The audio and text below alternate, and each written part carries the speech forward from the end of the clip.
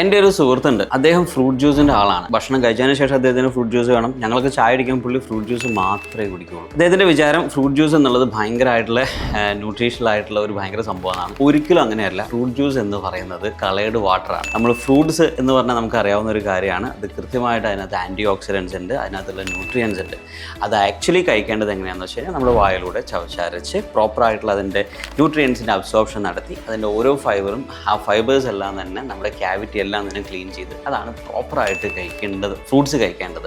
Fruit juice ആകുമ്പോൾ എന്താ സംഭവിക്കണമെന്ന് വെച്ച് കഴിഞ്ഞാൽ ഓക്സിഡൈസ് ചെയ്യപ്പെട്ടു, അതിൻ്റെ ന്യൂട്രിയൻസ് എല്ലാം തന്നെ പോയി. അത് കുടിച്ചു എന്നുള്ളത് കൊണ്ട് വെറുതെയാണ്, യാതൊരു വിധത്തിലുള്ള ഗുണമോ കാര്യങ്ങളോ ഒന്നുമില്ല. അപ്പോൾ വെറുതെ കളേർഡായിട്ടുള്ള ഡ്രിങ്കിങ് വാട്ടർ കുടിക്കുന്നതിന് പകരം ഫ്രൂട്ട്സ് അത് ആക്ച്വലി നമ്മൾ കടിച്ച് ചവച്ച് കഴിക്കുക തന്നെയാണ് വേണ്ടത്. അല്ലാതെ ഫ്രൂട്ട് ജ്യൂസ് എന്നുള്ളത് നമ്മുടെ ഒരു മിത്താണ്. അത് ഒരിക്കലും ഒരു ഹെൽത്തി ആയിട്ടുള്ള ഒരു ഫുഡോ ഡയറ്റോ അല്ല.